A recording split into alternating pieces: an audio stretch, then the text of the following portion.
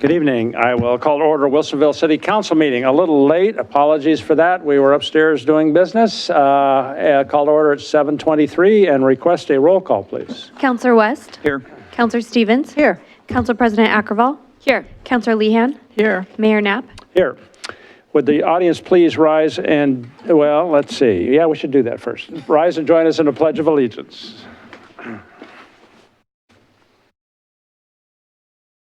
I pledge allegiance to the flag of the United States of America and to the republic for which it stands, one nation under God, indivisible, with liberty and justice for all.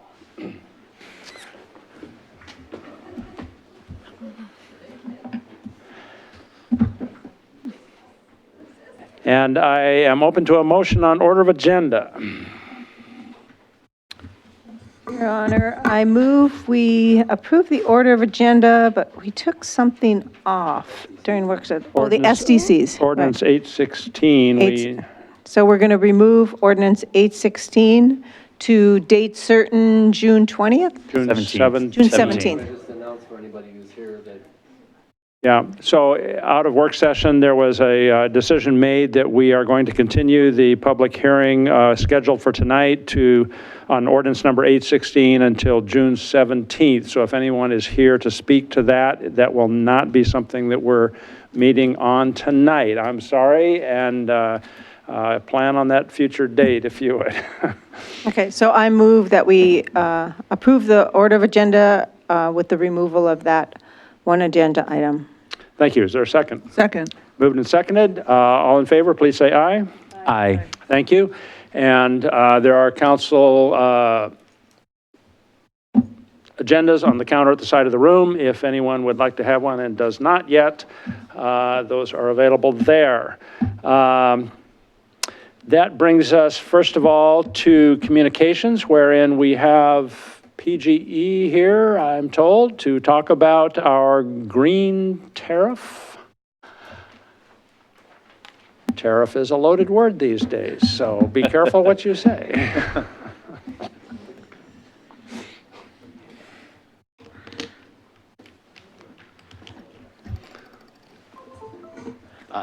Good evening, my name is Josh Halley. I'm a product manager at Portland General Electric. I spend most of my time working on our renewable power products.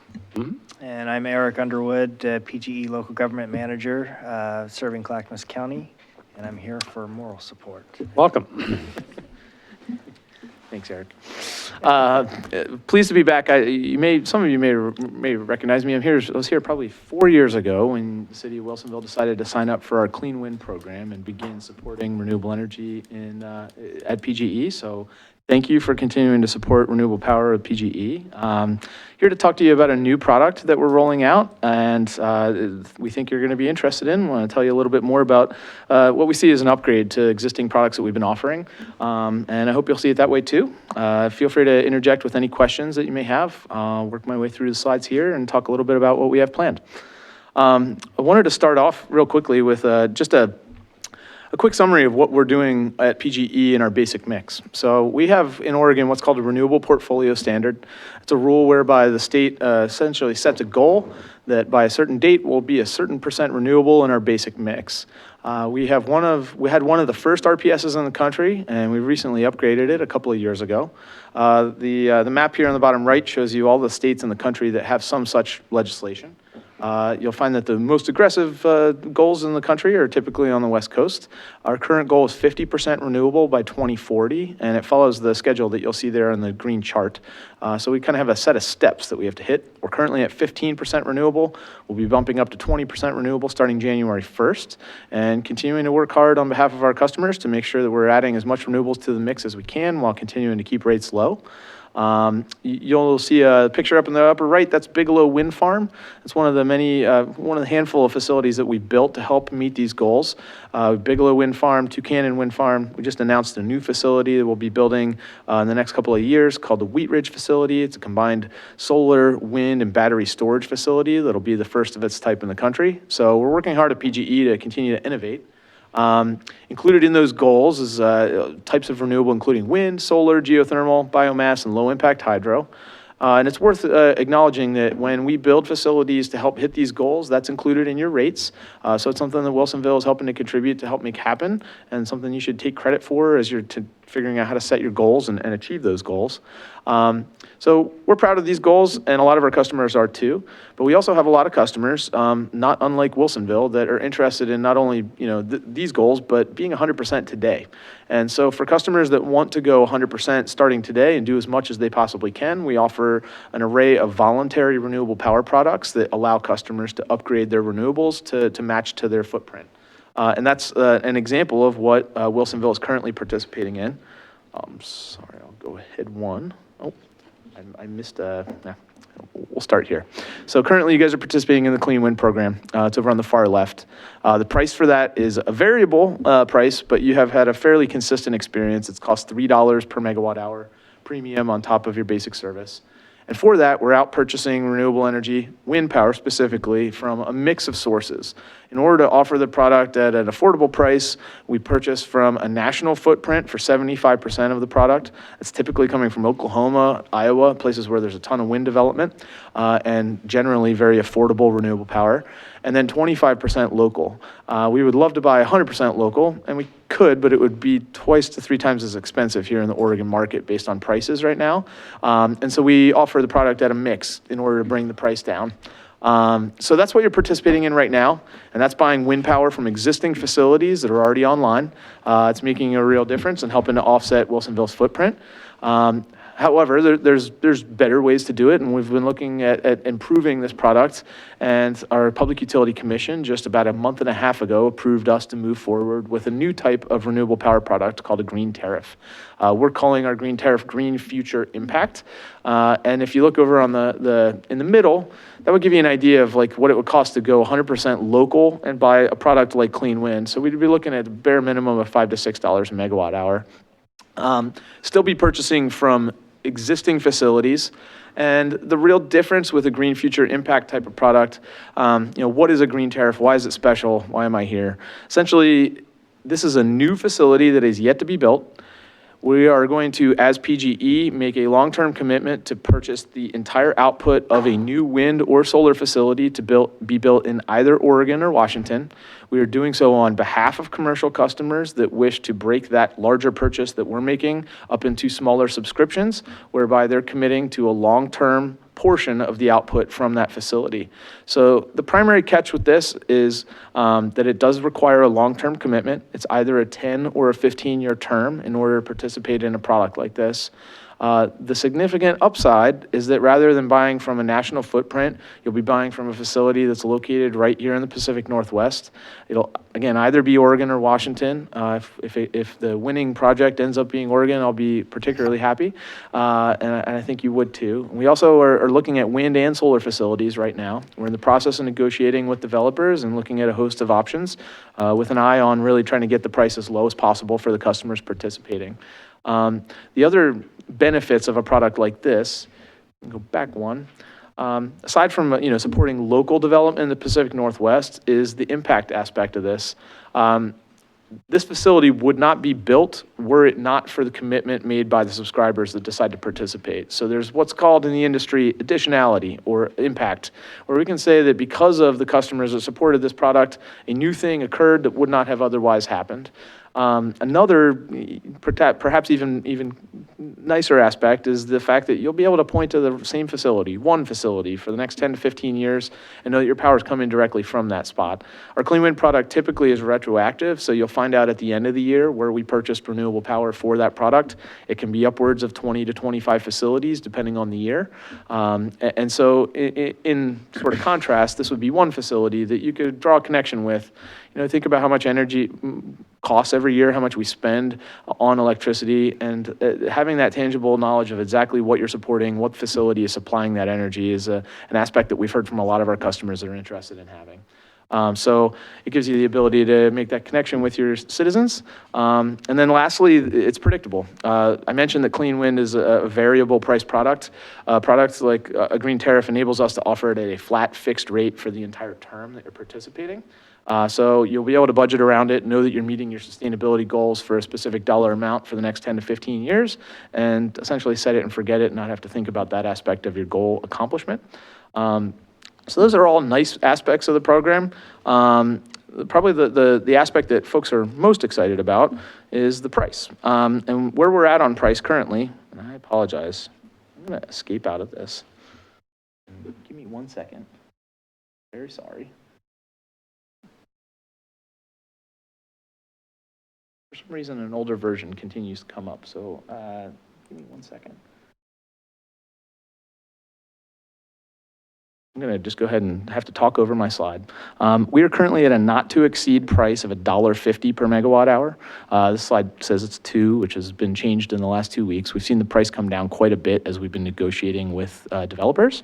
And so where we're at currently is a not to exceed $3 per megawatt hour price, which is essentially half of the Clean Wind product that you're currently participating in. So in addition to local, additional, the predictability aspect, it costs about half of what you're currently doing with our Clean Wind product. And the reason that that price is able to be lower is partly because the price on renewables has come down, and partly because of that long-term commitment aspect, enables a developer to move forward with a project and do so at a cost that's very competitive for a customer like Wilsonville.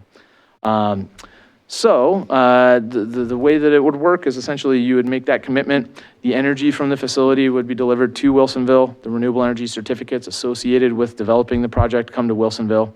And so that's essentially what we're here to tell you about. I think the last thing I wanted to let you know is that we are enrolling customers via this, for this product during an event. It's happening in about a week and a half. We've seen what I would call significant interest from customers on this, particularly municipalities and commercial customers. We anticipate that this is going to sell out within a day or two. The best analog we have to look at is Puget Sound Energies offered a similar product earlier in the fall. They sold it out in 7 minutes. That was 135 megawatts. Largely based on a coalition of municipalities in particular. We've seen a lot of municipal leadership on this. A host of cities from across our region are essentially on board. We've been out talking at city council meetings for the last couple of weeks and have seen really great support from those entities. And we would really love to include Wilsonville in that group, particularly because of your support on our Clean Wind program and the leadership you've shown on renewable power to date. We want to make sure that you had a chance and knew about this as an option. What we're looking for on May 31st is a letter of interest, is a non-binding letter that would essentially identify the megawatt hours that you are looking to commit to for the facility. Then once we have finalized a power purchase agreement with the facility on our end, we'll turn around and pass that agreement and long-term firm commitment to you. So mid-July is when Wilsonville will be on the hook for a binding agreement. Should you decide to move forward. But the letter of interest on May 31st is how you would reserve your place in line, given that we're anticipating we're going to see this go pretty quickly. So.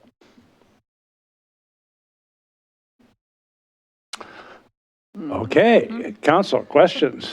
Councilor West. You talked about the wind farms or the different developers of renewable energy.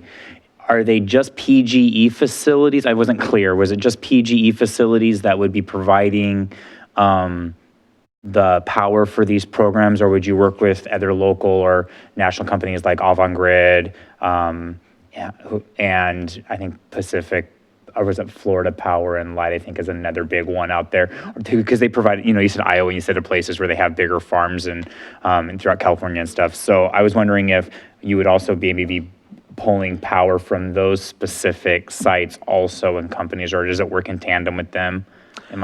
Yeah, bunch of good questions there. So we will, per PUC order, the rules state PGE will not own or operate any facility that's providing power for this product. So what we're doing is we're out essentially taking bids from the development community. There's a host of different renewable energy developers that work here in the Pacific Northwest. You named a couple of them that are experienced in building facilities like this. We essentially look at the most competitive bid and choose that on behalf of our customers. So we'll be selecting a developer and a project Not so much chosen based on the developer as the project itself and the price. This will be supplied only by one facility, so it's not an array of facilities. It'll just be this new facility that comes online.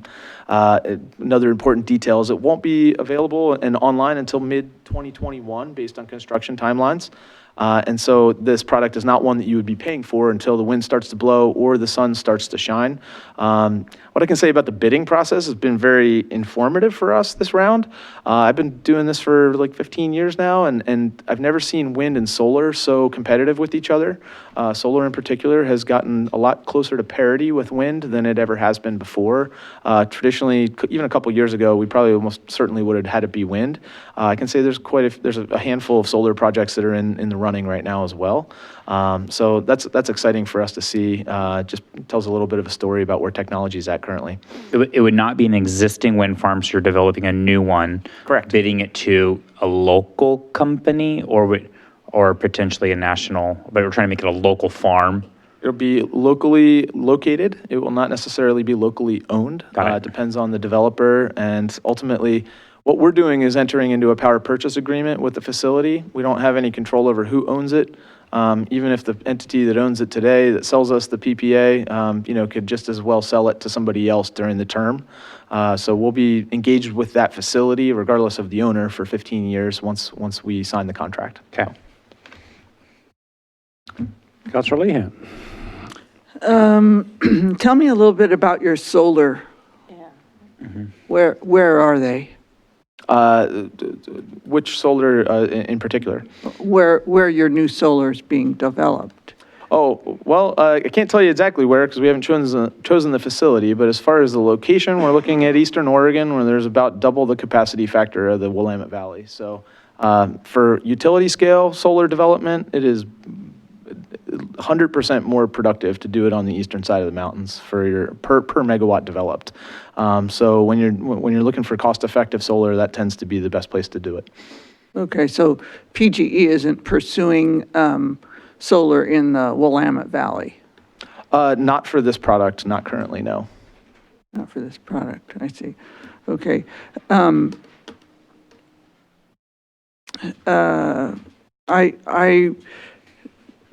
Well, let me ask this. So what's the status of coal with PGE now? So coal is a resource that we've depended on for a long time that is really, I guess, phasing out is probably the best way to talk about it. The best example of that is our Boardman coal plant is slated to be retired in 2020. 2020. So that is, to my knowledge, the only coal plant in the state of Oregon. Okay. And that will be retired next year. It's not my area of expertise. There's one other coal plant that we currently have a contract with that's located out of our state that is called Colstrip that still supplies some energy to our mix as well. And so that's the state of coal for PGE. And then the other thing I wanted to ask about is conservation. So what's PGE's commitment to conservation or besides shifting sources to reducing demand, whether it's LEDs or more efficient street lights or those kinds of things? Sure. What kind of programs do you have that are, and what is the impact or what's the success been in terms of what goals have you set and how have you met them in terms of conservation? That's a good question. Conservation is really important to our plans as a utility. Every utility is required to have what's called an integrated resource plan, an IRP, and that's essentially our forward forecast. How are we going to meet our goals? Are we going to keep the lights on for the anticipated population and usage that we expect from customers? And I can tell you a big part of our IRP is energy efficiency. So it's not just where are we going to find more power to meet demand, it's how are we going to reduce consumption as a part of that mix as well. So from incentives for LEDs like you have in here to demand response, which are programs that are encouraging customers to use less power during expensive parts of the day. Peak events typically end up happening after everyone gets home from work every evening. So from say 5 to 8, that's a time when power power tends to be more expensive and is harder to come by because everybody wants the lights on. And so we're looking at a host of different products and programs, none of which I work directly on, so I'm a little bit speaking out of turn here, but I know enough about it. Demand response is, things like encouraging people to turn their thermostats down, charge their vehicles or do their laundry in the middle of the night when power is easier to come by. Those are all important aspects of the future. It's not a silver bullet scenario where solar or wind on its own is going to save the world. It's going to be behavior change at home, reducing our And so would usage. you say we're making headway? I would, yeah. I think that there's still plenty of room to be made, but that's something that both PGE and the state of Oregon are heavily focused on right now. It dominates our world currently. Between renewables, electric vehicles, and energy efficiency demand response, that's essentially what we spend almost all of our time on right now, at least in my group. And something we hear from customers they're excited about. And it's through, cities like Wilsonville setting an example, participating in products like this has a big impact on residential customers and the businesses in the area to see that it's a good idea and it's something worth looking at themselves. So we appreciate when cities step forward and take a leadership position.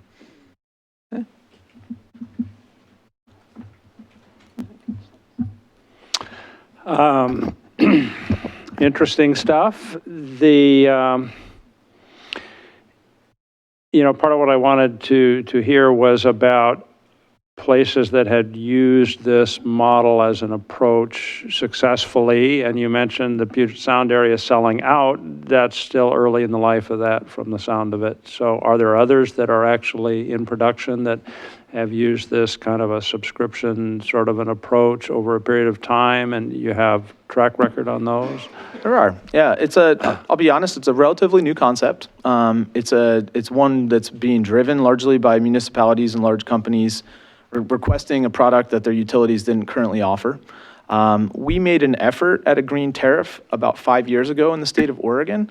We would have been the first state in the country to offer it. It did not succeed at our Public Utility Commission. There was a lot of questions that came back that needed to be answered in order for the PUC to move forward. We went back to the drawing board and worked on that over the last 4 years. In the meantime, 5 states have run forward with differing versions of green tariffs in the meantime. I know that Michigan has one. I know that there's one in North Carolina as well. I spent a decent amount of time talking to the utilities that have successfully rolled these out about what worked for them, what didn't. Every state's a little different. We have a very unique regulatory structure in Oregon, so there's not quite anybody that looks exactly like us, but definitely a lot of best practice learning and really looking to improve to the point where, our commission, it's a different commission than it was 4 or 5 years ago, took a look at it. They spent a year. We submitted our tariff in April of 2018 and had it approved in April of 2019, so they spent a good amount of time looking at this. I'll tell you, the primary issue they were concerned about and looking at was to prevent cross-subsidization. Essentially, preventing any type of scenario where all ratepayers, in particular low-income ratepayers, might be increasing their rates in order to help foot the bill for cities or big companies to go green. So that was really the bright line that they wanted to make sure it wasn't crossed, that there was no chance for cross-subsidization. And the way that they ended up ruling on designing the product was that it was required to be a cost-of-service product. That essentially guarantees there's no cross-subsidization. And what that means is that the premium that Wilsonville would pay to participate in this product is above basic service, so that you're continuing to pay into the system just as all customers are, and there's no opportunity for that cross-subsidization. So that's something that our commission was really keen to make sure wasn't happening, and they felt confident enough with it to move forward with an approval. It is a program where they're going to take a look at how this first round goes. They've offered us the ability to develop 100 megawatts of capacity for this first round.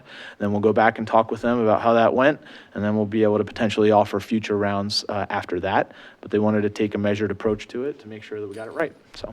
So you expect full subscription from larger users? I mean, this is probably not going to go down to the individual homeowner at this point. Yeah, 10 or 15-year commitment's tough for a residential customer. Yeah. I mean, it's not impossible, but, and you're looking for larger chunks, not residential chunks, right? Just a comment, I spent some time in northern Indiana here a week or two ago, and boy, there are some solar farms out there that are huge, like nothing that I've seen here, and yet flying over the gorge and looking down, there seems like there's a windmill on every conceivable hill all the way along the gorge, and I can't imagine Iowa having more than that, but I didn't go to Iowa, so I don't know. So the battery storage piece is kind of new tech. I mean, that will be to try to balance load and demand and things like that, yeah. Yep, it's meant to smooth out the intermittency of the resource. Wind typically, not always, but typically blows at night. We all know when the sun shines. And so, trying to look at variable resources that need to be smoothed out in order to be reliable for the grid, and the battery is going to serve that function. It's going to be able to, collect the power when it's being generated and then discharge it when it's either most valuable or most needed, so that we can bring down rates to meet our demand. So are you looking at implementing that balancing technology with existing wind farms?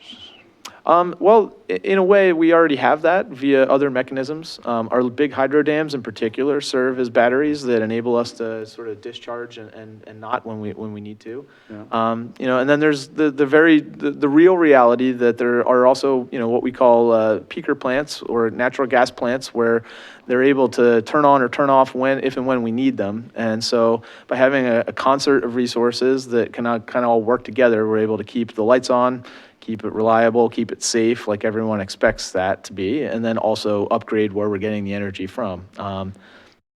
And Boardman will be converted to a gas plant? Boardman, I can't speak to its plans as of right now, but I know we did quite a bit of experimentation at the Boardman plant over the last 3 or 4 years to explore whether it was economically viable to convert it to a biogas facility. So continue to use the turbine, but burning biomass instead of coal. Ultimately, it turned out not to be either economically or carbon viable. The footprint of transporting all of the wood waste to the facility, the carbon footprint actually outstripped the savings from it, and so there was quite an effort on our part to find a cool story with that facility. The cool story now is that the Wheat Ridge facility is going to be built just about right next to the Boardman facility. So if not the same facility, the same transmission lines, and a lot of the same area will be economically impacted. So my last sort of question is on the economics. 15-year commitment, what is the arc of cost per megawatt hour over the last 5 years? And if we commit to this price for 15 years, is the market going to be weighed down by the time we get to year 8, 9, 10, 14? that is a great question. So ignoring the $2 per megawatt hour price at the bottom, again, sorry about that.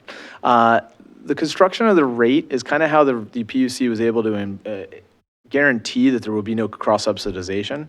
So the blue block in this equation is kind of how we start. That's the foundation of the rate. So this remains a cost of service product. So the $1.50 per megawatt hour not to exceed is on top of your basic service. If rates go down, your basic service rate will go down. You'll still pay a $1.50 premium on top of that basic service, but the fixed aspect of this product is only about the premium associated with the renewables. Likewise, if cost of service goes up during that time frame, then your rate will go up associated with cost of service, but the premium will not. That will remain fixed, and that's how you'll know that you're helping to hit your renewable energy goals. And maybe another aspect of this product that's worth going into, I mentioned our RPS quite a bit. So our RPS on this chart is represented by the blue in the chart. You see over the 15-year term, which is the chart at the bottom, that the RPS goes up over time. So over that 15-year term, you're getting more and more renewables from your basic mix over time, and then being required to buy less voluntary renewables during that time as well. As more renewables goes up in the basic mix, you need to do less extra to get to 100%. And so the orange in the chart is the green tariff purchase or a suggested potential purchase. And then the red in the middle is a continued participation in a product like our Clean Wind product that enables you to tailor. You can't ratchet your green tariff purchase up or down each year because it's a finite fixed commitment. But that red section enables you to dial up or down and hit 100% right on the nose so that you're not spending more money on renewable power than you need to in order to achieve a 100% goal. So you're taking credit for what improvements to the grid we're making with the renewable portfolio standard and then doing your part on top of that to get to 100%. So the green tariff purchase ends up matching to about 50% or so of your total usage, and then you're filling the rest in with other products. So, All right. So informative. Very good. Thank you so much. We'll have to talk about that and what the council wants to do before the deadline there. Well, I think what you want to do is, if you're interested in this, we need to do a letter of commitment. It doesn't commit us to anything other than we're interested, we want to be part of this process. You wouldn't sign any agreement until July. So that would be the time you would take action. So if you have any questions or reservations about staff pursuing this, now would be the time to tell us. Council, do you have a consensus? Do we want to direct staff at this point? I say yes. I think we Do we need a motion? I just think a general, if you're all, Are we all on having? Well, I don't feel like I know enough of this yet, that's fine. but I mean, I'm not, We're not I'm making not a enough to. commitment yet, right? Yeah, Right. not making a Not commitment asking for a yet. commitment tonight, just the deadline is. May they were gracious 31. enough to yeah. come out to present tonight. They presented to staff, and I asked a lot of the same questions, so. Is this like a fact-finding ability, like we say we're interested and let's keep looking at it type of thing? We would submit a letter of intent. I've had Barbara, Attorney Jacobson, contact other cities that are interested in this, and she's asking a bunch of questions about the agreement. So we're doing a lot of research offline. We would bring that back to you, as well as any agreements that would be associated with the tariff. Is that acceptable? Yeah, we need way more. I don't know what it costs, what it would cost, what it costs now, what it would cost if we do Right, this. right. What's our impact? You did share with me that if we'd had this program, compared to the green power, it'd be 50% less than we're paying now, correct? Correct. You guys are currently paying about $3,000 a year to offset 100% of your usage with the clean wind product. Under an arrangement via this chart up here, you'd save half on about half of what you're currently spending. So you could bring your annual spend down to about $2,000 a year, save some money, and bring your renewable energy much closer to home with a much better story. So yes, there's a lot more information and questions that Yeah. we need to answer. Yeah. That's Okay. not the answer there. All right, I think we'd like to know. Okay? Yep. Thank you. Thank you very much. For your time. Yeah. Okay, that will bring us then to our citizens input and community announcements section, which is an opportunity for visitors to address council on things that are not on the agenda. Also a time to address things that are on the agenda, but not intended for public hearing. Staff and council will make every effort to respond to questions raised during this portion, either before tonight's meeting ends or as soon as possible thereafter. Please limit your comments to 3 minutes if you would. I have several cards here, starting with Kara Renfro, please. Hello. Good evening. Good evening, you guys. Thank you so much for letting me come and speak. I appreciate your time. I'm coming in regards to the Villawall Piazza, and I sat in on the working session that you guys had, and there was a lot of good information and a lot of good questions. And thank you, Councilor West, for articulating a lot of the concerns. And I think he really hit the nail on the head with a lot of the community concerns. And there were some things I wanted to address and bring up in front of you all. The first thing was in regards to the fire was mentioned a lot in the working session. And something that, as I'm having conversations out in the community, I think that there's a misconception that the frustration and the concerns about the Piazza area is a result of the fire, rather than the reality that there was already these concerns and these frustration and these infrastructure problems that we were experiencing in the community, and the fire was a catalyst for that. So I guess there's a fear on the community side, from the resident side, that we're coming across as like emotional, or this is just this huge response to this tragic event, rather than, well, this event was exacerbating something that already was a reality for those of us living in that community. So I just wanted to bring that point of view up of there are issues that have been happening, and the fire has just been a catalyst of that, rather than us not having these issues and all of a sudden having these issues because of that event. Some safety concerns in regards to things that I've seen, blocked views of oncoming traffic. I've personally almost been hit by cars multiple times crossing pedestrian ways because the parking is so packed and people blocking that visibility. When there is lack of parking, people illegally park. I see this all the time around the Piazza. Spaces that are not designated for cars, people are rolling in there because they don't have any other place to go.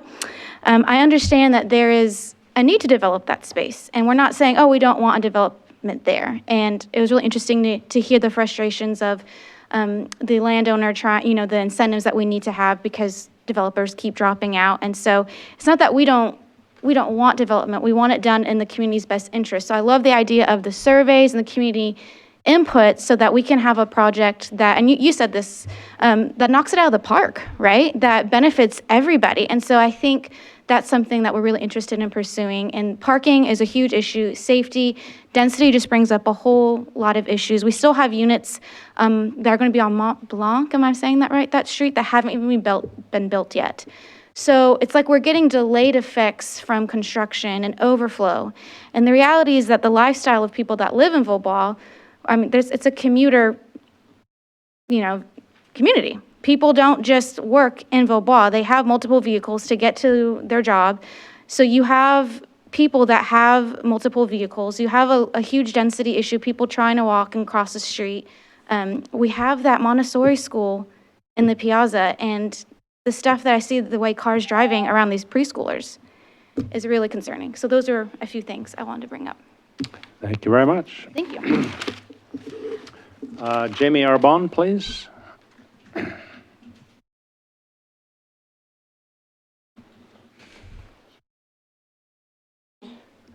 Greetings, councilors. Councilors West and Mayor Knapp, last May 6th was my first time attending a city council meeting, and I intend on regularly coming, both just to be a part of be a good member of the community, but also to push forward something that's very, very important to me, as the councilors have heard that we're here at your meeting 2 weeks ago. 9 years ago, I attended Oaksterdam University, which is the nation's first premier cannabis college. And I learned all about cannabis and the benefits for the human body at that time. In 2014, Oregon legalized cannabis for recreational use through Measure 91. And Wilsonville in 2016 decided to go ahead and put a ban in place. And now that we've had a few years, the sky has not fallen. And I have pointed out to the last meeting to a real estate study indicating increased property values in communities that allow cannabis, and also studies with other cities that have showed actually lower crime. When you regulate a product that has been underground for so long, you're going to experience less crime when it is being managed and I'm sorry, forgive me, I have chemo brain at the moment. I'm currently a breast cancer patient, and I'm having surgery tomorrow morning. To digress for a moment, I drove 30 minutes out of my way today to go get medication to make sure that my inflammation is controlled in a natural way when I'm done with surgery tomorrow. I managed an award-winning cannabis dispensary in Beaverton 5 times in a row. It was named best dispensary in the state of Oregon. And I would like to bring that to my community. I would like to not have a job.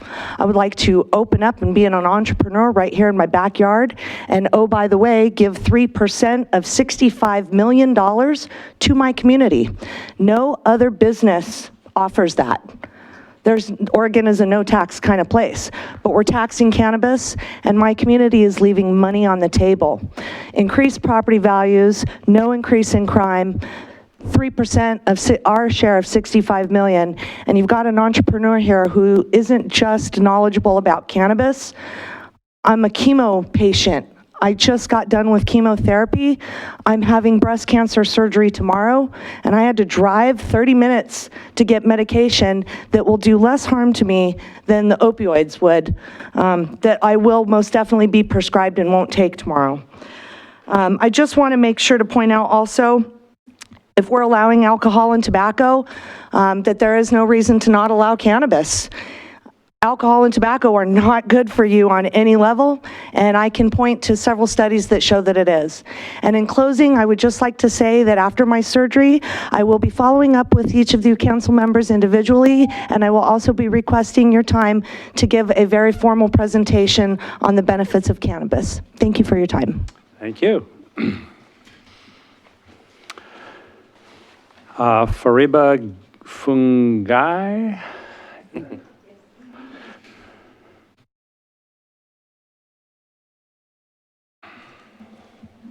Good evening. Good evening, Mr. Mayor and councilors. Thank you for the opportunity for me to come here. Let me just say that I'm a very proud Wilsonville citizen, and I'm very proud of our city. And, but I'm here tonight to talk about the Villebois developments. And I just want to say that what my fellow Villebois residents has already said is I'd like to echo that greatly, everything that has been mentioned. She made a lot of good points, which are also my concerns. So for that reason, I don't want to repeat what has already been said, but I just want to make some points on the objectives that we have for building this development, which is one of the objectives that has been mentioned is regarding developing affordable housing. Now, I am a great advocate for the affordable housing. It's a great thing.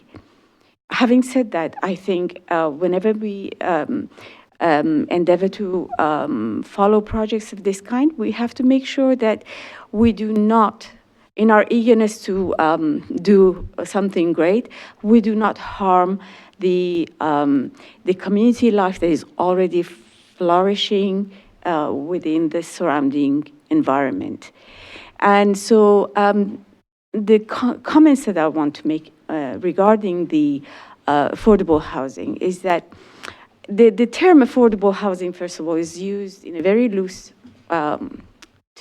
loose way. What it essentially means is rentable accommodation, because those units are only provided for rent. And when I last did the research around what those units would cost, the people who would want to rent it, was something around $1,400 a month for a single studio, which to me is not affordable housing. And in fact, it is greater in price than any other rental spaces that are available in Wilsonville. And I know that we actually do have a lot of rental complexes available in Wilsonville, because I actually had to go and find a place for my own parents to live in. And so I'm aware of all the rental complexes that exist in Wilsonville. But the point that I want to make, and it's really very crucial, and if I can be allowed to make that point because it's important, the rental apartments that are already available, they come with designated parking spaces for the people. Now, we're trying to replicate that in Villebois, but without any parking. And that is the great flaw of this plan. And it's going to really hugely impact the environment that is already there. And we're ruining something that we've, created beautifully, and we're trying to bring in something that just does not fit in that space. And this is something that I really would like the city to consider, that parking space is going to be crucial, and that these rental spaces are not necessarily going to be affordable spaces. Thank you. Thank you very much. And Ellie Fungai.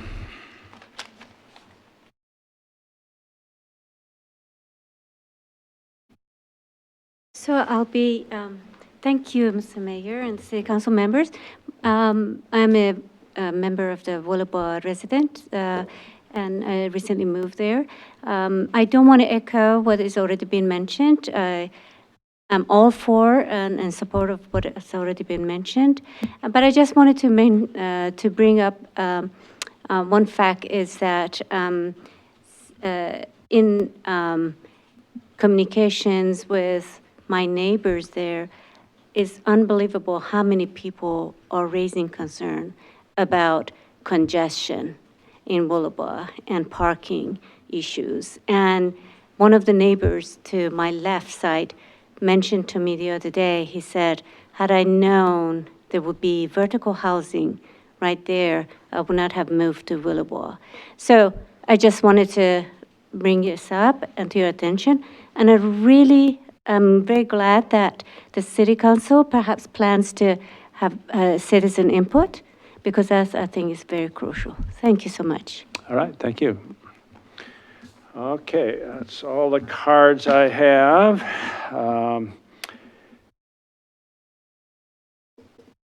That will then bring us to mayor's business, starting with our first item listed of 2019 National Public Works Week.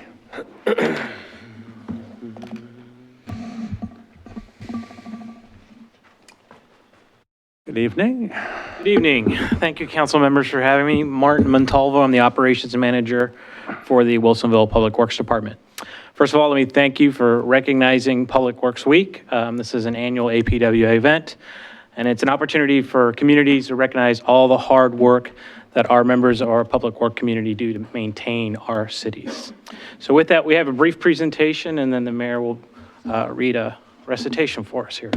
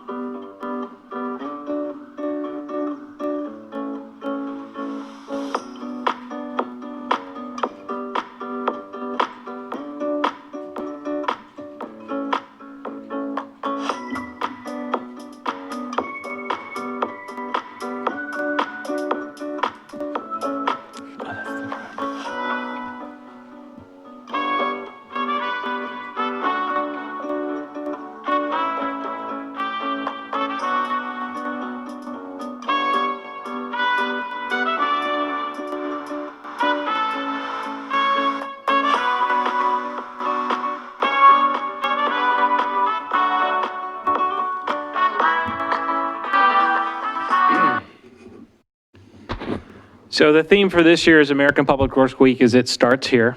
And we like to say in Public Works, we're the tip of the spear. We're the first ones out in the community helping to address issues for our community members and making sure that we're making Wilsonville the best place that it can be to live. So with that, Mr. Mayor. Well, thank you. And I know that all those pictures were just a small piece of what goes on in our community.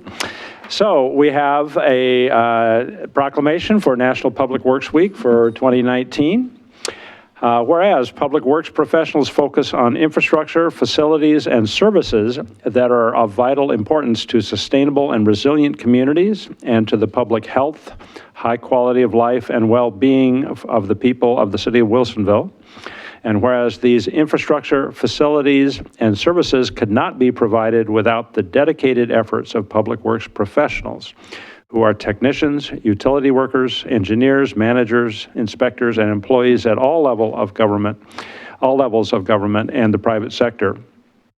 who are responsible for rebuilding, improving, and protecting our city's transportation, water supply, wastewater treatment, and stormwater systems, public buildings, natural resources, and other structures and facilities essential for our citizens. And whereas it is in the public interest for the citizens, civic leaders, and children of the city of Wilsonville to gain knowledge of and to maintain a progressive interest and understanding of the importance of public works and public works programs in their own community.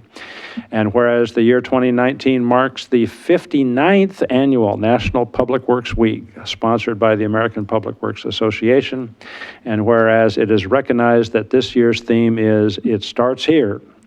Now therefore, I, Tim Knapp, as mayor of the city of Wilsonville in the state of Oregon, hereby proclaim May 19 through 25, 2019 to be Public Works Week in Wilsonville, and encourage all Wilsonville citizens to pay tribute to our public works professionals and recognize the substantial contributions they make to protecting our city's health, safety, and quality of life. Very nice. Thank you. Do you want this proclamation? Do we have a photo op? Do we have A new photographer. Yeah. You know, the Boone's Ferry Messenger.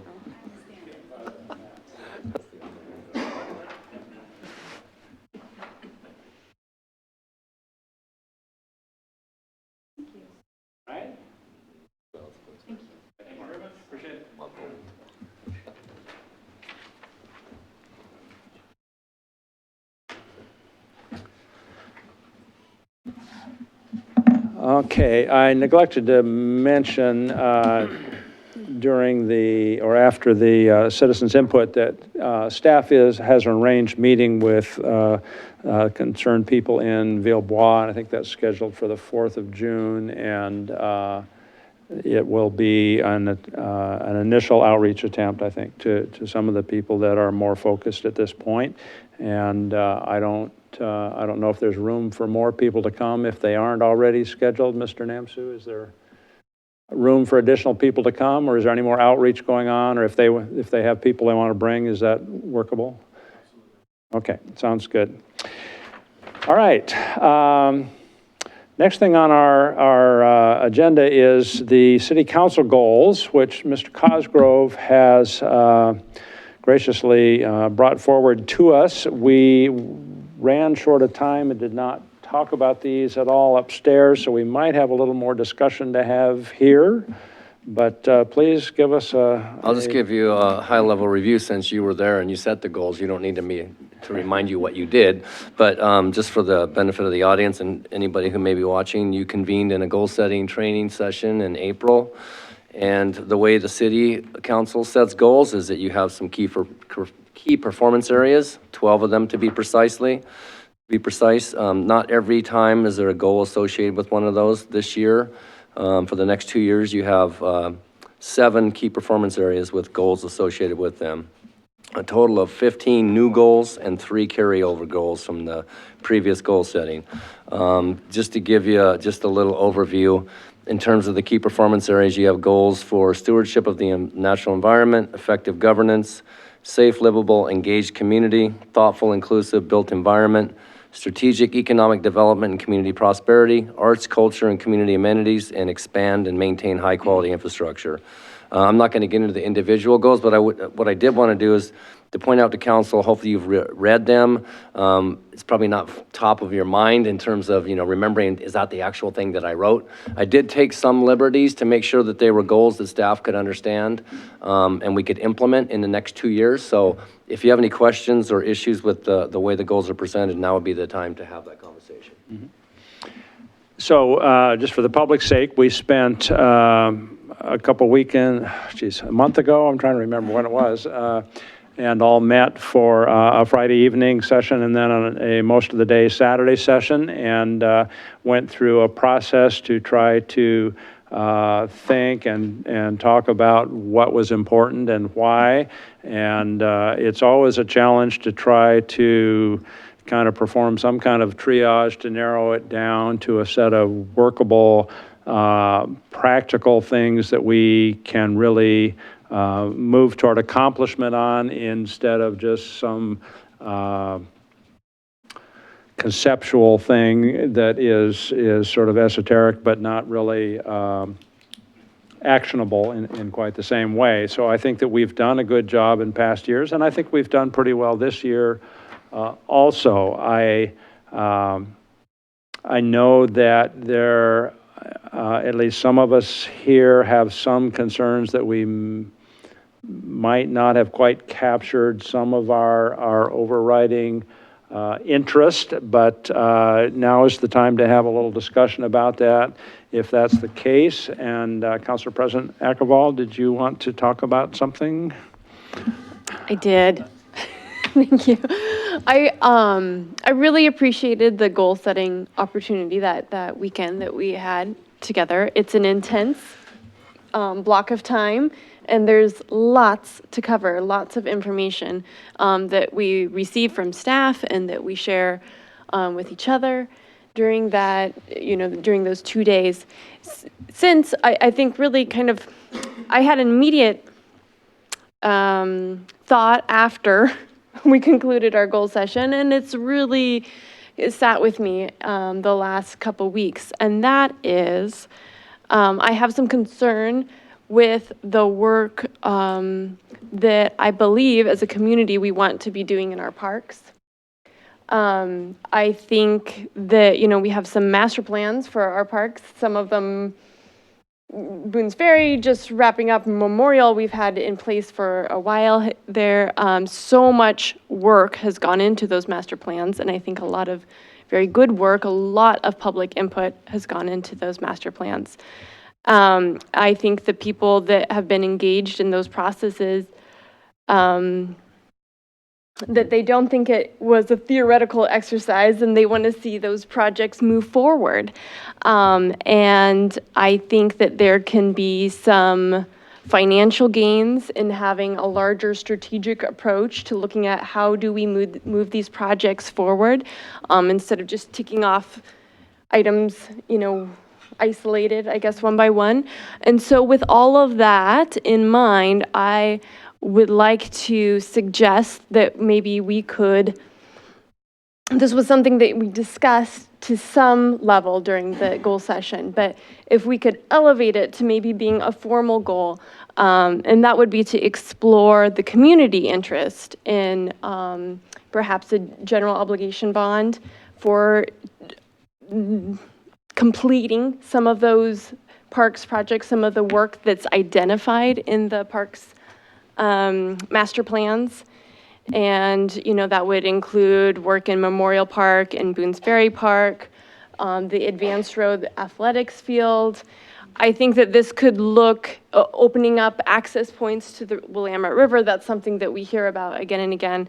I think that this could look, could take several different forms. It could look a couple different ways. And I'm interested in getting more information at this point about what the possibilities could be there.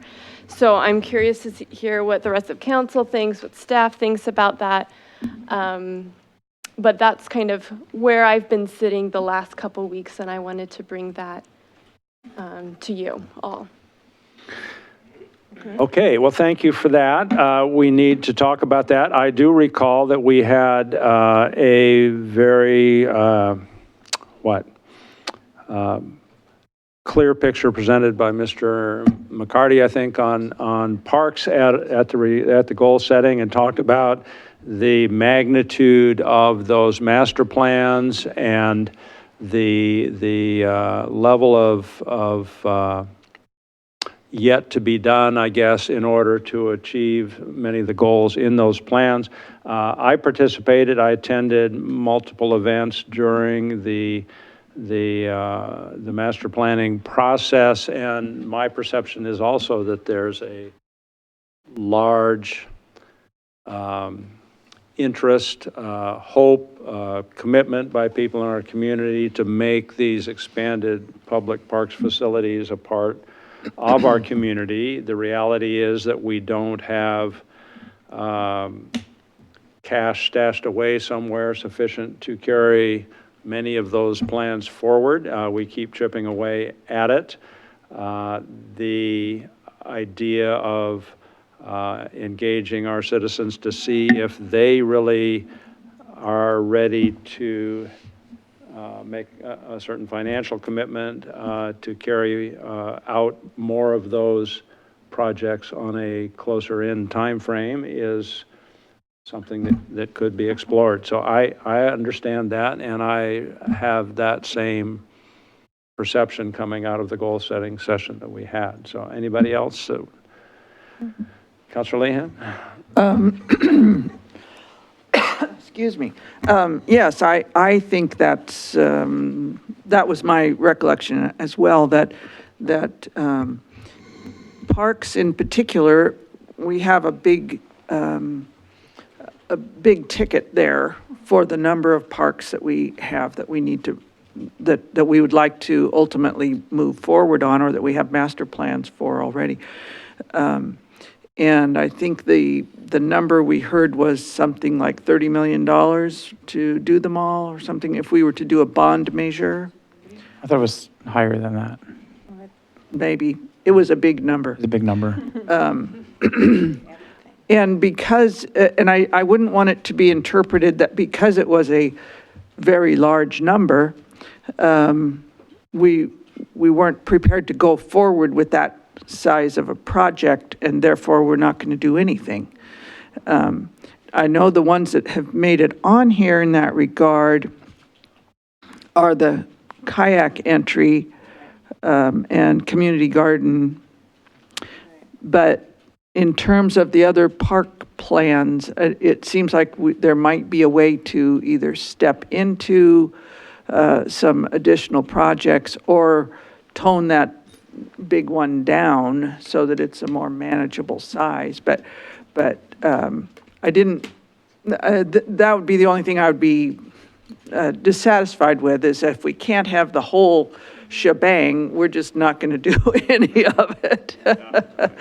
Because we do have, I think it's good to be making incremental progress, particularly when we purchase new river frontage like at Boone's Ferry Park, to make that accessible, at least on a nominal level, if not on the full meal deal thing that is there, to start to make it accessible to people and those sorts of things. So I would agree with that. My only other comment on this is the council goal of additional resources for arts and culture, including possibility of adding staffing.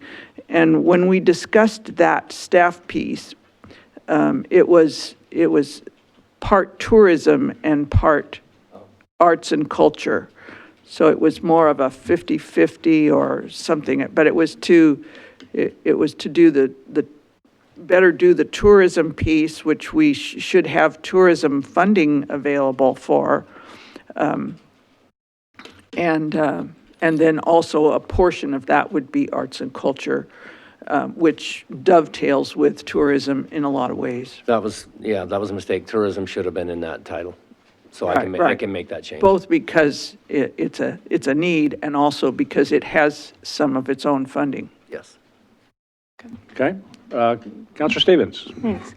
So I agree with Councilor Akava. We had a chance to meet since the goal-setting session weekend, and chatting with her, we did have a lot. It's a very intense weekend, day and a half, and it's, I think it was just an oversight. I don't think it's the importance of the parks and the priorities we have in the parks that this council feels and this community feels is self-evident.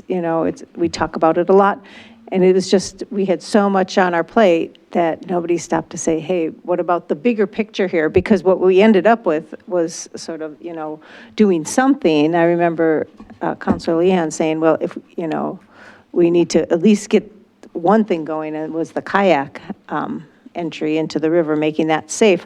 But I think exploring that bigger picture is an important council goal. And I think it's especially important because when I talk with my community members, and most of the people friends I have still have school-age children. And they see this information. They read the Boones Ferry Messenger. They hear about what's going on with the master plans and the parks, and we talk about the parks a lot.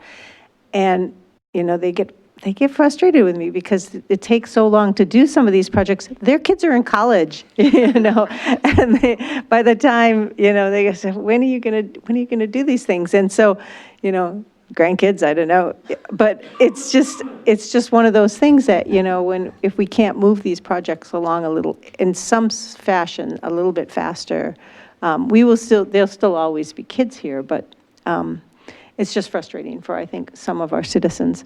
So I would agree. I think we need to modify this goal, add that as a goal. There was one other thing I had that was a point in here, and I'm not finding it. But that's good. Okay, thanks. Thank you. Councilor West. Those parks are beautiful and a lot of work has gone into them. I mean, they're great. I'd love to see a giant sports complex. We're not there yet, but I wish that was part of it. With that said, it's expensive, really expensive. And moving forward to explore this as the council does that, I hope that we go to the people and say, do you want to spend your hard-earned money, and this is how much it costs per household, and this is what you're committing to. I think we have to really take into consideration, this is what you're getting in. Yes, it's beautiful, and you guys have pitched into it. Now it's time to put the rubber where it meets the road, right? This is where it happens. I think that's important to do because right now, statewide, we're seeing astronomically large increases in costs to citizens and new taxes and expenses, and not just on a statewide level, a county level. We've talked about expenses, and now here's another one to beautify our own city. Not that it's any less valuable or important, but people might be getting a little fatigued with some of that cost, and I want to be sensitive to that. But yeah, I think we should explore that goal moving forward. I think it's obviously the will of the council, and I just will promise to always be prudent and cautious as much as I can with our money, and make sure that if that's the will of the voter, and that's why I like us to move forward. If we ask for such a big ticket, I'm assuming that then we will carry out that will and vision.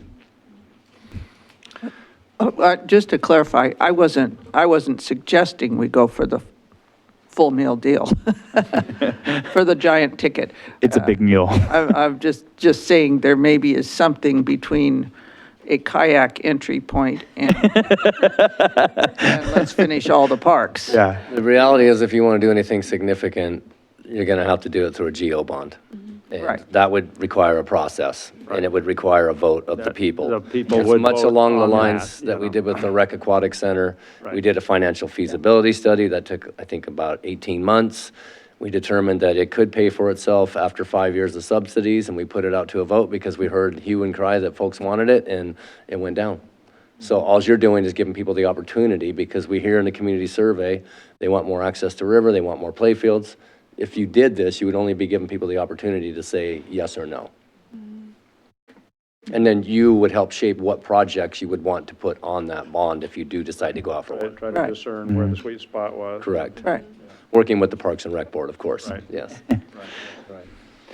So I'm hearing that that's pretty much a council consensus that we should move that Can to I- a goal one status. point of clarification, though, are you wanting to leave the two small projects on there to get them done, or would that be presumptuous about what you might end up on that last list of goals after you talk to the Park and Rec Board? I'm asking. Councilor Lehan, I think you were involved in those small projects. Do you want to comment on that? I think those are small enough projects, and there've been, a lot of people asking about those things, the safe kayak entry, and of course, the community garden. I think that was mine.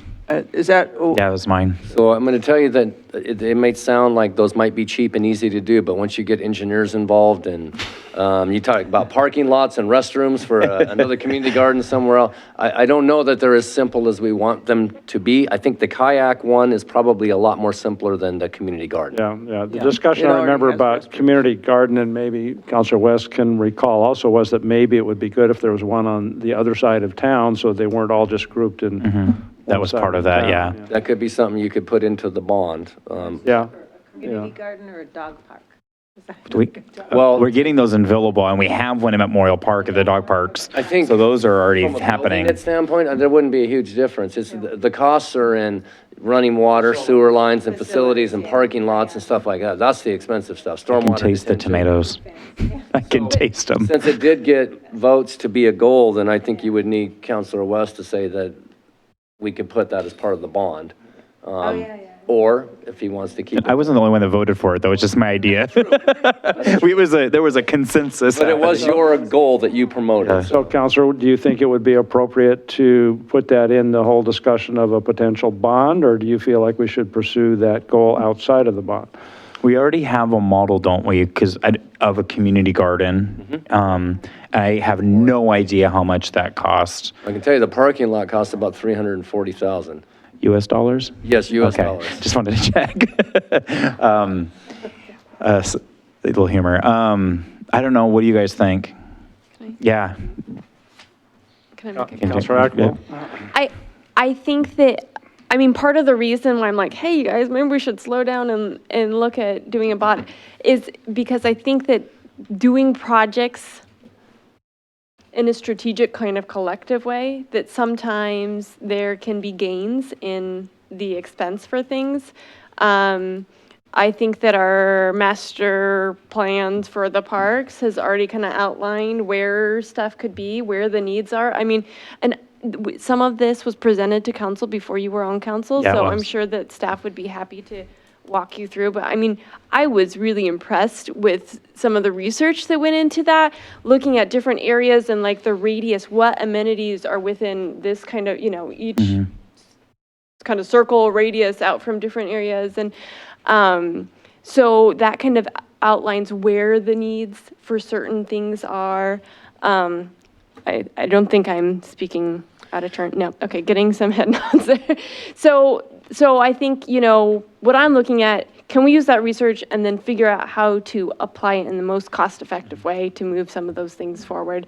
And, you know, Comprehensively. Exactly. That's You're- where my head's at. The other thing I would say is that your master plans have gone through a very extensive public process. Yeah. And they've That's identified what the top kind of things the community wants to see.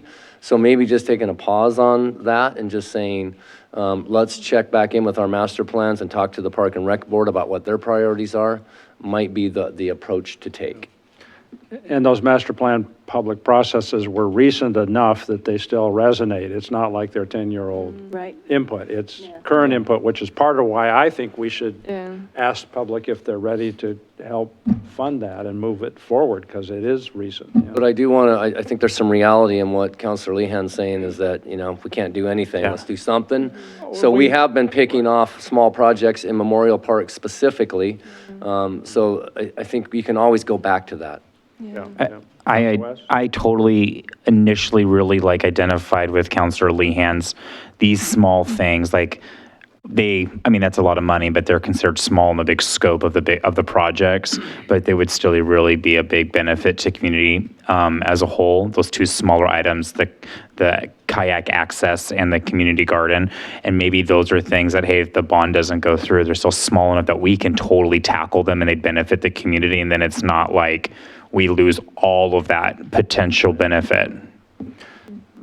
So if anybody was asking, and they're not, but I'll offer it anyway, we've got pathways in existing Boones Ferry Park. We've got pathway under the freeway bridge connection. I would love for us to connect those and actually build that trail, even if we're not able to do anything else yet in that new piece adjoining Boones Ferry Park, so that the public can actually walk all along that riverfront piece. To me, that's a huge step forward, which would then help people see it and understand that we have these other ideas to go further. But And as they do it, they'll fall more in love with it, right? They can walk it, they're like, oh, now I really get the vision. right, so to me, that is one small, it's not little, but a smaller project that we ought to try to do regardless. But I think we should look at the big strategy, as Councilor Agrawal is saying, to go. You know. But I think it's reasonable to have a conversation with the Parks Board also. Yeah. So then would you want to put the two small parks in abeyance for now? Or do you want to keep one How long will it take us to get an idea where we're going with the big idea?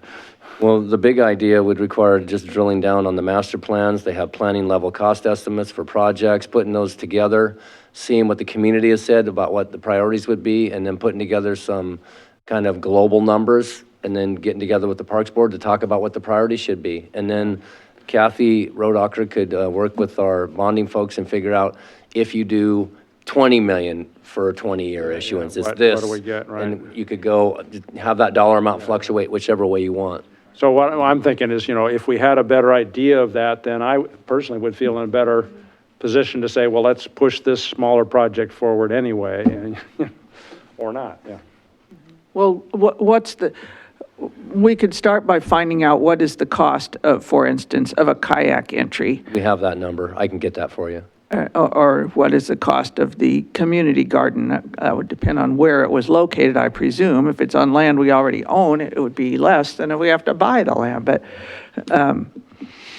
But to just get an idea whether those are giant costs, or in which case we want to put them in part of the whole, or if one or both could be done out of Parks SDCs or existing funds, whatever we have. Okay. So that's part of kind of an evaluation process. So then let's just leave them as goals right now. I don't think there's any harm in it. Yeah. That way we get something done on parks in the next 2 years is what I hear you saying. Yeah. Okay. Yeah. Some movement. All right. And we can't include the trail connection in there, or we get to Let's hold off on adding any new parks.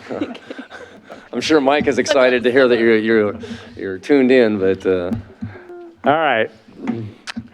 So does staff want more explicit direction than that for a formal adoption of goals, or is that? I would just want to know what language she had, and I can work with her offline to get that. Can we, oh, well, Or you can just read it into the record. 1 minute, if you don't mind. Let's see. Okay. Here we go. How's this sound, folks? Explore community interest for a general obligation bond to expedite implementation of projects identified in parks master plans, including capital projects at Memorial Park, Boone's Ferry Park, Advance Road Athletic Fields, and opening access to the Willamette River. Process should include comprehensive analysis of increased O&M costs as well. I didn't say that, but I think that's Quite good. rather. I mean, yeah, Yeah. it's quite good. I think you got it all over there, Kim. Yeah, Kim's got it. She was typing it. Okay, so with that, does council want to make a motion for formal adoption of the goals, including the just read addition? There's a typo. There's a typo. Can you just get that to me and I'll fix it, because I have the tourism work to add. Okay, okay. So if you have any other changes, you can just give them to me offline. I would move to adopt the 2019-2021 City Council goals with the edits and additions that were just discussed. I'll second. Moved and seconded. Other discussion? Ready to vote? Yeah. All in favor, please say aye. Aye. Aye. 5-0 passes. Thank you very much. Upcoming meetings. And I don't want to spend too much more time on this, but we've got, We've got, next council meeting will be June 3rd here in Chambers, regular time. We also have budget committee meetings happening between now and then. Our second budget committee meeting is scheduled for Tuesday, the 28th, here at 6 p.m. And if we do not complete the work that night, then again, the following night, Wednesday, the 29th at 6 p.m., but only if we need that third meeting. So we'll be doing that. I'll invite councilors to comment on any upcoming community events they particularly want to highlight, and I will go to Council President Ackervall. Thank you.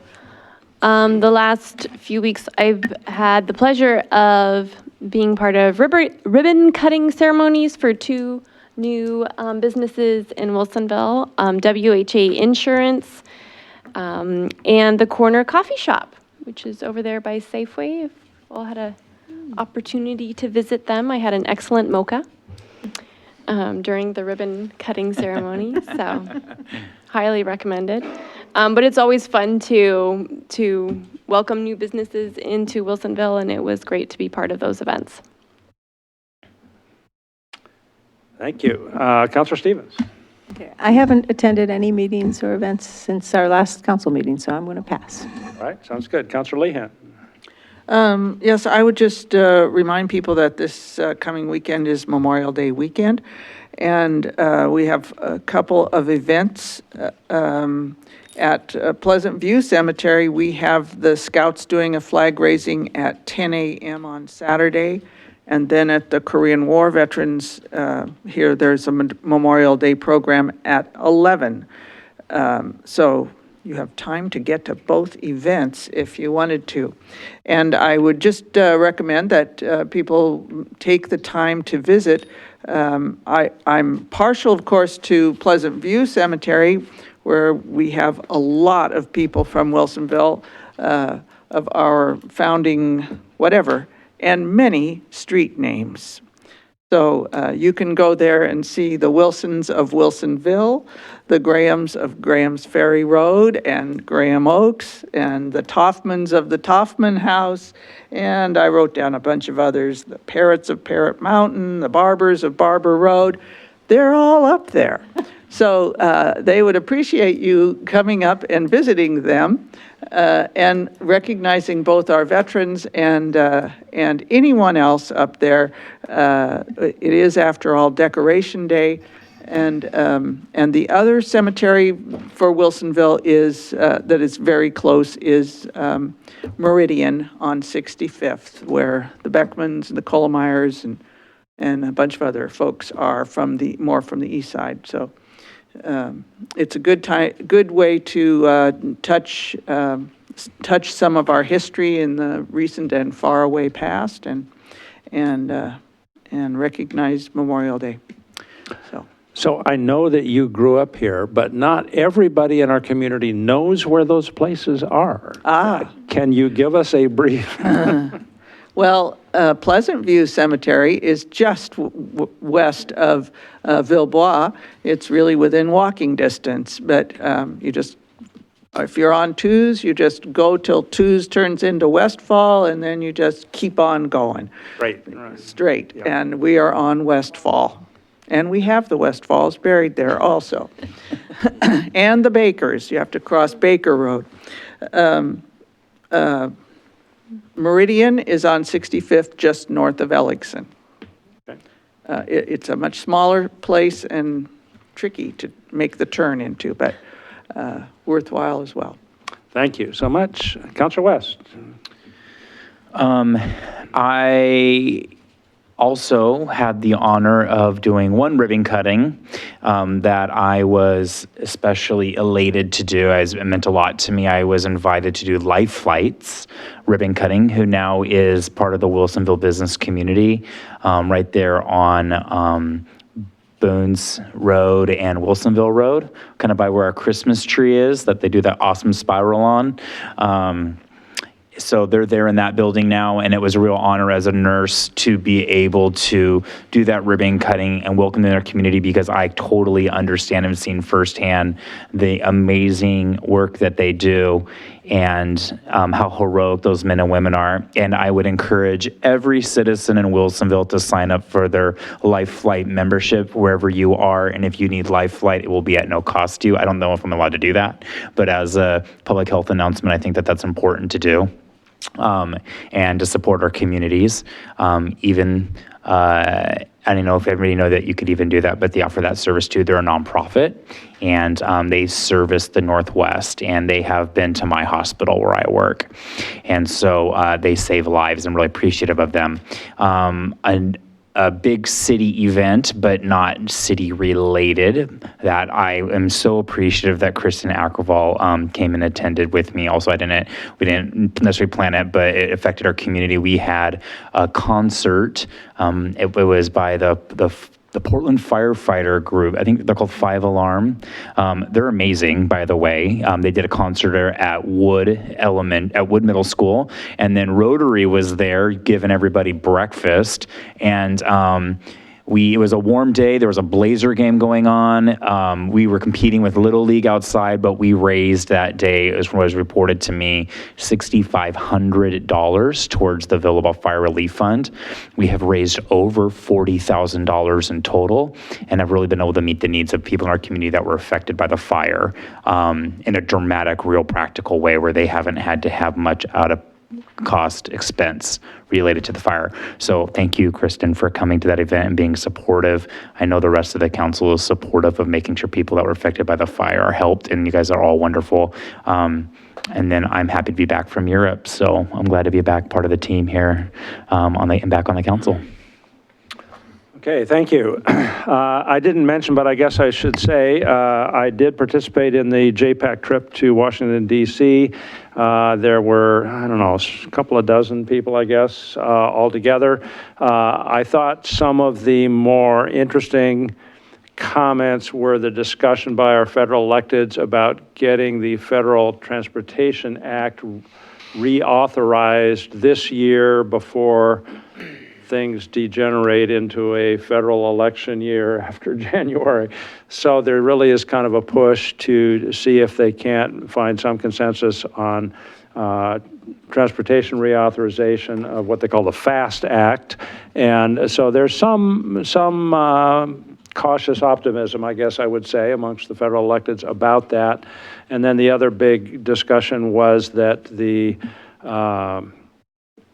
congressional people had been up to the White House just exactly the day before to talk to the president about his transportation initiative, which started out talking about maybe $1 trillion, and then it went to, well, maybe $1.5 trillion, and then first thing you know, they were talking about, well, why not $2 trillion? Of course, this was not a plan on how to do it. It was just say, well, we ought to do something like that. So the agreement was that everybody would come back together in 3 weeks with an actual plan. That would have been this past Wednesday, I believe, and I have heard zero news at all about whether that happened or didn't, or what was said or wasn't. So I'm still curious. Anyway, lots of discussion about transportation issues currently going on. So, and our transit director, Mr. Bashirs, visited the Federal Transit Authority agency, and as always, we work to maintain that relationship. They have, of course, been instrumental in providing the grants for our upcoming electric bus purchases, and we're looking forward to the arrival of those, and there's a special day planned for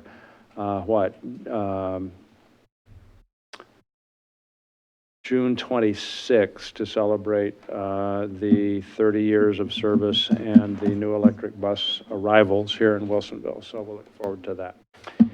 All right, that will bring us then to consent agenda. One item, if we could ask for that to be read, please. Resolution number 2744, a resolution of the City of Wilsonville acting in its capacity as the local contract review board, authorizing the city manager to execute a construction contract with Moore Excavation, Inc. for construction of the Belknap Court and Morey Court outfall restoration project. Thank you. This was discussed in work session. It's on for consent agenda tonight. Is there a motion on consent? Your Honor, I move to approve the consent agenda as read. Thank you. Is there a second? I'll second. Moved and second to approve consent agenda as read. One item, resolution 2744. All in favor, please say aye. Aye. Aye. Aye, passes 5-0. Next scheduled item is our public hearing on ordinance number 816, which we talked about in work session and agreed we would continue to date certain June 17th council meeting, the second council meeting in June. Is there a motion to accomplish that, please? I move and make the motion to move the consent agenda item to Not consent. the public hearing. The public hearing on ordinance 816. Be continued.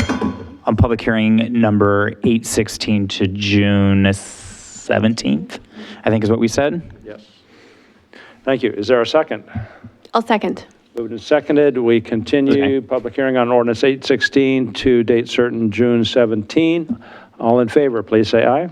Aye. Aye. Passes 5-0. Thank you very much. And that brings us to new business on Resolution 2749. Resolution number 2749, a resolution of the City of Wilsonville to accept a transfer of land from the Wilsonville Westland School District.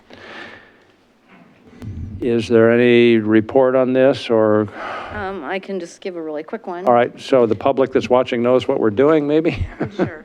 Well, so there is the staff report, and this is a project that, or a land swap agreement that goes back about 10 years when the Lowry Primary School was built in Villebois. So almost 10 years ago, the City of Wilsonville deeded land it owned located in Villebois to the school district to be used for the Lowry Primary School. Then rather than purchase the land from the city and the school district agreed that the school district would deed approximately 10.25 acres of unimproved land that it owned to the city. And that land was located at or near the northeast intersection of Southwest 63rd Avenue and Southwest Hazel Street. And that dedication was to occur once the school district was able to partition the property, which finally occurred in conjunction with the Meridian Park Middle School construction. So West Lynn, Wilsonville School District passed resolution number 2018-6, authorizing the transfer of the land to the City of Wilsonville by bargain and sale deed. And now it is Wilsonville's turn to determine whether it wishes to accept that transfer. In preparation for the transfer, the city performed real estate due diligence in the form of an environmental site assessment and title search, found no indication of environmental contamination, and found a clear title. A survey was also completed in conjunction with the partition of the land.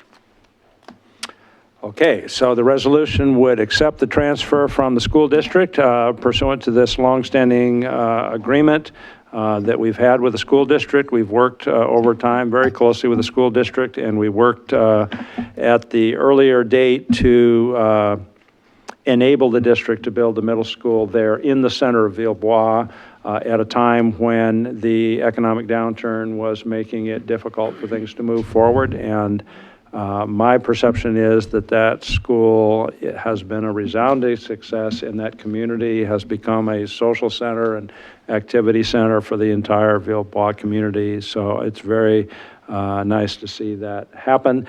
We have looked forward for a long time to obtaining these lands near the new East Side Middle School in order to do some more sports facilities and have some more parks facilities. There again, they are unimproved and will have to have investment, but that long-term plan, that has been part of the long-term plan that is now moving a step forward should the council agree to this item. Is there discussion or question? No. Your Honor, I move to approve resolution number 2749. I'll second. Moved and seconded that we approve resolution 2749. Any other discussion or question to be had? It's a no-brainer. Seeing no's, I'll ask for the vote. All in favor of the motion, please say aye. Aye. Aye, passes 5-0. That takes care of our formal business for tonight. Mr. Cosgrove. 2 quick items, Your Honor. I just want to let you know that the 2 electric buses arrived today, so I went down and looked at those at Smart. So I'm sure if you wanted to go down and look at them, Mr. Brashear would be happy to give you a tour of those buses because he's beaming like a proud father right now. And when does the public get to see them? June Well, they'll 26th. probably be rolling out on the streets before then, though, because Oh. they have to test them. They'll be out, I think, in the next week. They'll be out doing routes, training the drivers up because there's a lot of new But technology. aren't we having an event, is what I'm trying to say. Okay, so that's a different question. That's the June 26th, I believe. is 26 the at 30 the Transit Center. Right, and At there's a Transit long Center. list of dignitaries that'll be there, including they've- Senator Merkley. They've invited a lot of people. I don't, Merkley. Merkley said back east, his staff said he was booked in Washington. They didn't think he would get away, Okay. but he was asked, and I was under the impression that he was going to be there, so. we'll have to see. Are they- Don't count on it yet. Are they decorated? They will are be, they- with the wraps that the high school students did, those are, Gillespie was on site today measuring the buses because they're different than the typical bus, so, Yeah. So they're not done yet, but they will be soon. They will be, yes. Yep. Yeah. Okay. Ready for show? Ready 4 for show. o'clock. we forgot to say, 4 o'clock. Thank you, Councilor Lehan. 4 June- o'clock, June 26th, be June there. 26th, be there for 27-year celebration. a bus of Smart. party. Event of the summer. There we go. 27 years for Smart, 3 years for Ward. Yeah. You long-time Wilsonvillians know what I'm talking about. Another piece of good news, since we're on good news, I just learned tonight from Mr. Ottenau back there that Senate Bill 1021-1, the I-5 Boom Bridge, Ox Lane, and Seismic Retrofit Project, passed unanimously by the Joint Committee on Transportation Bill, appropriating $3.5 million. It now moves to the Joint Ways and Means Transportation. and That's not the final Economic funding, that's the recommendation from the Transportation Committee. But that's that a has to big go to deal. the- That's movement. It passed unanimously, which is always a good sign if you can get any kind of bipartisanship in 2019. Yep. That's good. Movement. So I was there and testified at that final hearing, and we had support from the Clackamas County Business Alliance and from the county and from the mayor, Wes Lynn, and there were several people there. We also spoke in favor of the finding a way forward for the 205 improvements. Abernathy. Yeah, 205 Abernathy. So it was nice to see the bipartisan support. I wanted to thank our local rep, Courtney Neron, as well. She was in. Courtney Neron was there.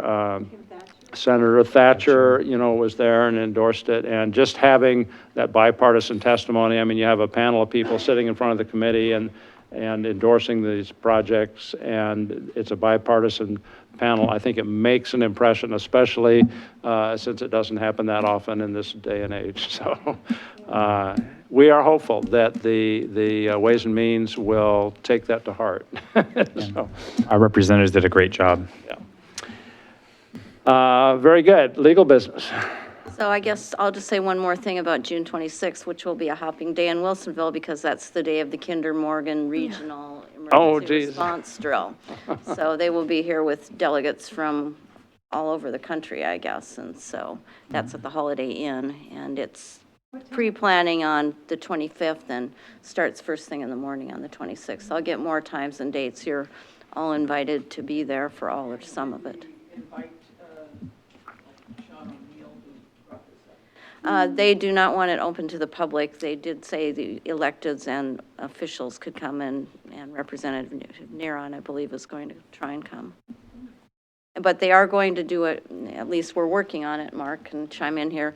They are going to stay on the 27th and do a meeting here for people, just for the public, on the safety of the pipeline and what you might want to know about the pipeline. So, and that certainly would be something that we would And get out in the. we'll help them do some outreach to reach the right Yes, yeah. people. And Yeah, Mr. Ottenon's working closely with Kinder Morgan on that, so. Anything else? 9 o'clock. I think we will call adjournment. Thank you very much.